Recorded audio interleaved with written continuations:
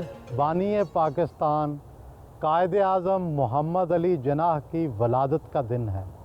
हमारे यहाँ रवायत है, अखबारात में ख़बरें आ जाती हैं कि कायद आज़म की वलादत को तुज़को एहतशाम और अक़ीदत व एहतराम से मनाया गया, लेकिन ये कोई पूछने वाला नहीं कि कायद आज़म के फ़रामीन पर हम कितना अमल करते हैं। क्या कायद आज़म की वलादत के दिन हमें अपने आप से, अपने हुक्मरानों से, अपने अवाम से, अपने वज़ीरों से, अपने सहाफ़ियों से, अपने जजों से ये पूछना नहीं चाहिए कि हम कायद आज़म के फ़रामीन पर कितना अमल कर रहे हैं और कहाँ कहाँ गलतियाँ कर रहे हैं।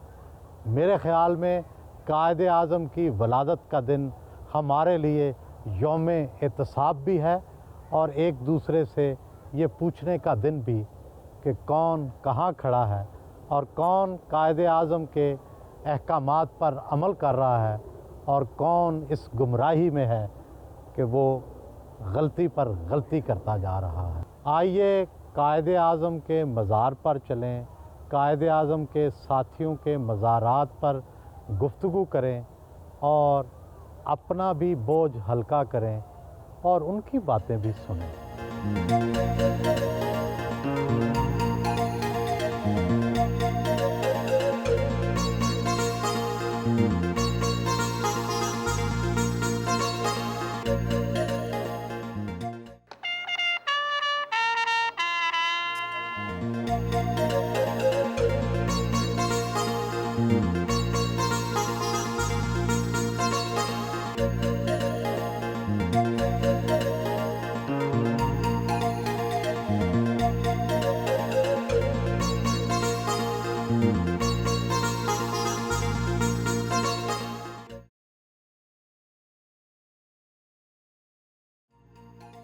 मीलों दूर से नज़र आने वाला कायद आज़म का मज़ार, जिसमें कायद आज़म की कब्र नज़र आती है, वो सिर्फ़ तावीज़ है।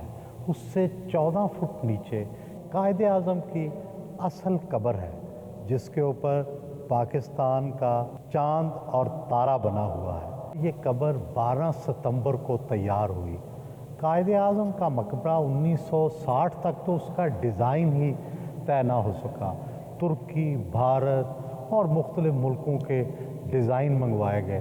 1960 में ये एक दिलचस्प अमर है कि फ़ील्ड मार्शल अयूब खान ने कायद आज़म के मज़ार के बारे में मुख्तलिफ डिज़ाइंस मंगवाए और फिर उनको फ़ाइनल मंजूरी के लिए कायद आज़म मोहम्मद अली जिन्नाह की बहन फ़ातिमा जिन्नाह के लिए भेजा, जिन्होंने इन तीनों डिज़ाइंस को नामंजूर कर दिया और भारत से मर्चेंट नामी एक शख्स के डिज़ाइन को मंजूर फरमाया। और आज कायद आज़म के मज़ार का जो खूबसूरत गुंबद दूर से नज़र आता है, ये उन्हीं का तैयार करता है। और शायद ये बिल्कुल सही फ़ैसला था, क्योंकि ये मीलों दूर से नज़र आने वाला गुंबद कायद आज़म की अज़मत की गवाही देता है।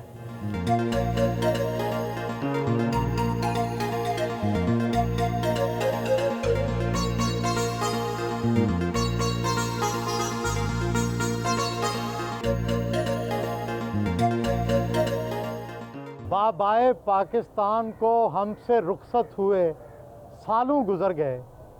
वो अब अब्दी नींद ज़रूर सो रहे हैं, लेकिन पाकिस्तान के हालात से बेखबर नहीं हैं। अभी यहाँ पर 1 घंटे की लोड शेडिंग हुई है और उनके मज़ार पर आने वाले शदीद मायूस हो रहे हैं। म्यूज़ियम बंद हो गया है और लोग पार्क में टहलने पर मजबूर हैं। कायद आज़म सोचते तो ज़रूर होंगे कि मेरी कौम ने इतने साल गुज़र जाने के बावजूद अभी तक लोड शेडिंग पर भी काबू नहीं पाया। मैंने तो रोशन पाकिस्तान का ख्वाब देखा था, यहाँ अंधेरा क्यों हो रहा है?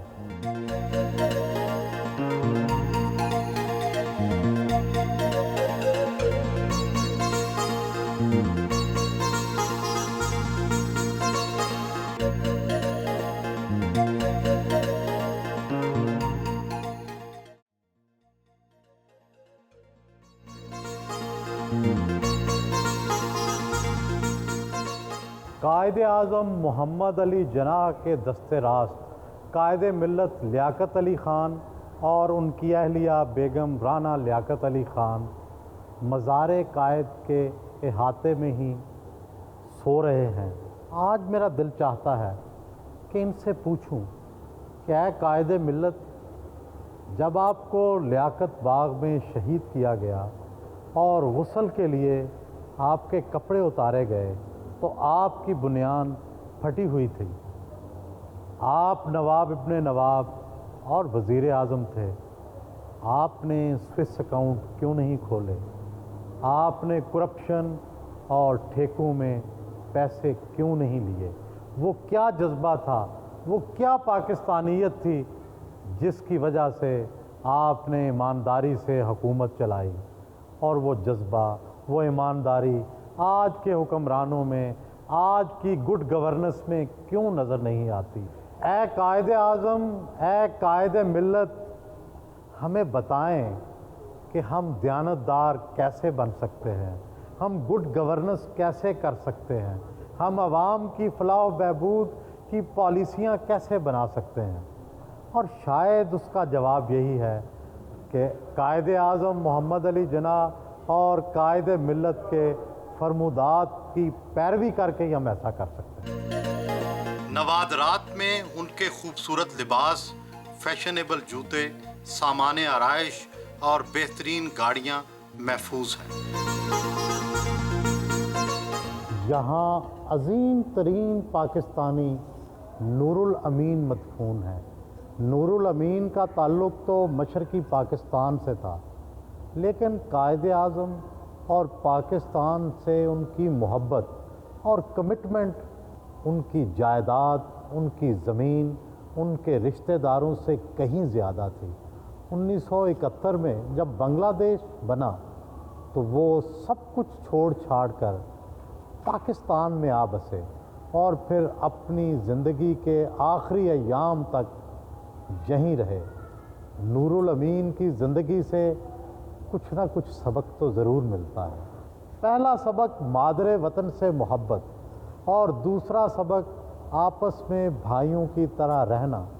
کوئی بھائی دوسرے کا استحصال نہ کرے، ہر صوبے کو صوبائی خود مختاری حاصل ہو، آئین میں صوبوں کو جو حقوق دیے گئے ہیں وہ فوراً دیے جائیں۔ ہمیں یہ بھی سوچنا چاہیے کہ دوسرے صوبوں کی محرومیاں بڑھے نہ کم ہوں، تبھی یہ پاکستان ہمیشہ سلامت رہ سکتا ہے۔ سردار عبدالرب نشتر جب گورنر پنجاب تھے تو انہوں نے کئی نئی مثالیں قائم کی۔ کہا جاتا ہے کہ ان کے بیٹے سرکاری گاڑی پر نہیں، سائیکل پر اسکول جایا کرتے تھے، اور یہ بھی کہا جاتا ہے کہ سردار عبدالرب نشتر جب صبح نماز فجر کے بعد داتا دربار جاتے تھے تو وہ سرکاری گاڑی نہیں استعمال کرتے تھے، کہتے تھے کہ یہ میرا ذاتی کام ہے، یہ میرا ذاتی فعل ہے، یہ سرکاری کام نہیں ہے۔ کیا آج کے وزیر، کیا آج کے حکمران، کیا آج کے سرکاری افسر اس مثال کی پیروی کرتے ہیں؟ کاش ہم اپنے ان بڑوں کی مثالوں کو دیکھ کر اپنے رویے تبدیل کریں۔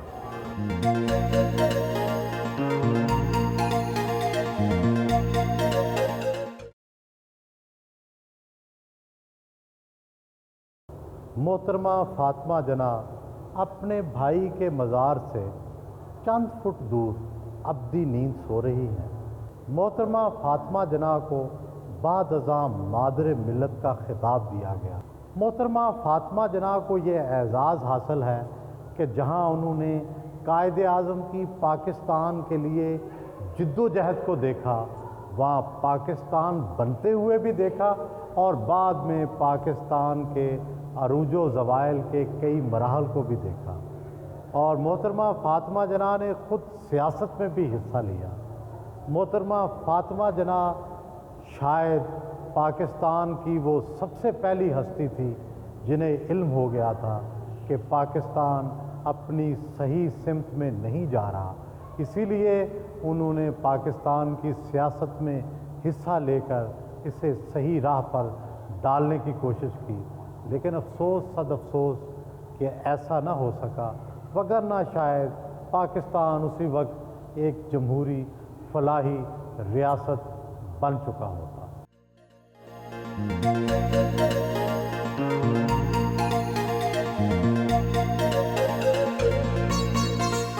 कायद-ए-आज़म हाउस म्यूज़ियम में मोहतरमा फातिमा जना और कायद-ए-आज़म के बेडरूम, ड्राइंग रूम और उनके ज़ेरे इस्तेमाल फर्नीचर मौजूद है।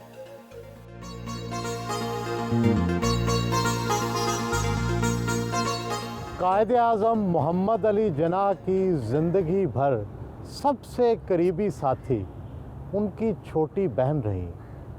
कायद-ए-आज़म मोहम्मद अली जिन्नाह की सियासत को, उनके असूलों को और उनके तरीक़ेकार को देखना हो तो मोहतरमा फातिमा जिन्नाह उसकी बहुत बेहतरीन मिसाल थी। कायद-ए-आज़म मोहम्मद अली जिन्नाह ने 11 सितंबर 1948 को वफ़ात पाई। मोहतरमा फातिमा जिन्नाह चाहती तो कई माह तक, कई सालों तक गवर्नर जनरल हाउस में रह सकती थी, लेकिन वो दूसरे ही दिन 13 सितंबर 1948 को इस घर में, जो कि उनकी अपनी मलकियत था, वो यहाँ आ गई।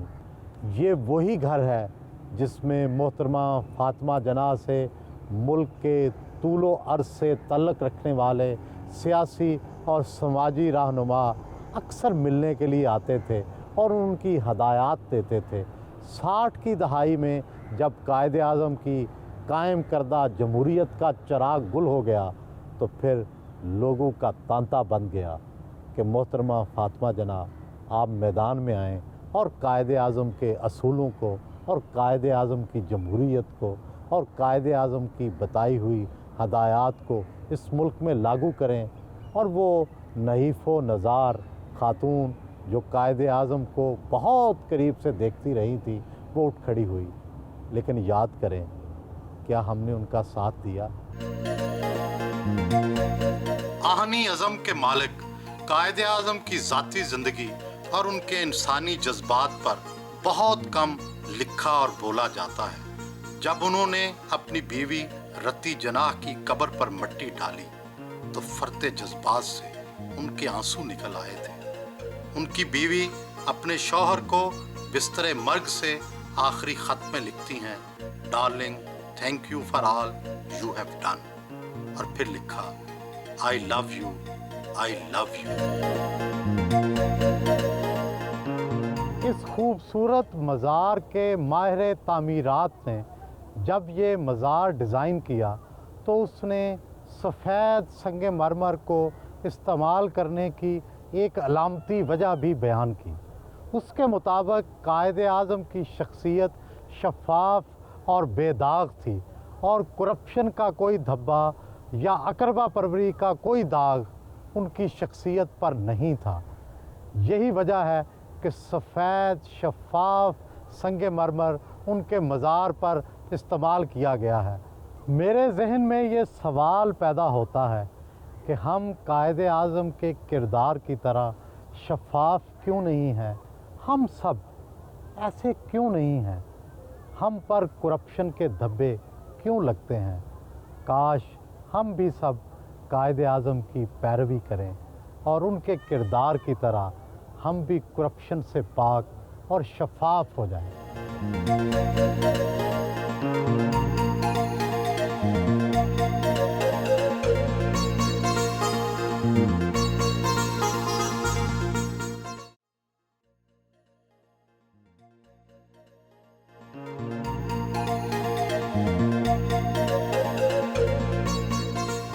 ऐ बाबाए पाकिस्तान, आज हम फिर हमेशा की तरह दो राह पर खड़े हैं। आइनी मसाइल हैं, मुआशी मसाइल हैं, खारजी मसाइल हैं। गर्ज़े के किस किस का ज़िक्र करें? सिर्फ़ कौम एक बात पर मुत्तफ़िक़ है और बाबाए कौम वो सिर्फ़ आप हैं। हम सिर्फ़ आप ही की तरफ देखते हैं कि आप हमें रास्ता दिखाएं। अब आबाए कौम इन मसलों का हल कैसे हो, कैसे करें?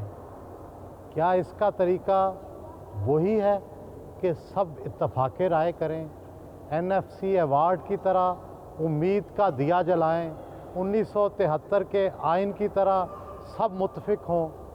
मेरा ख्याल है आपने तो यही रास्ता दिखाया था। ऐ बाबाए कौम, हम सब के दिलों में वही इत्तफाक, वही मोहब्बत, वही पाकिस्तान के लिए उल्फत पैदा कर दे। यही मेरी दुआ है और शायद यही आपकी ख्वाहिश होगी।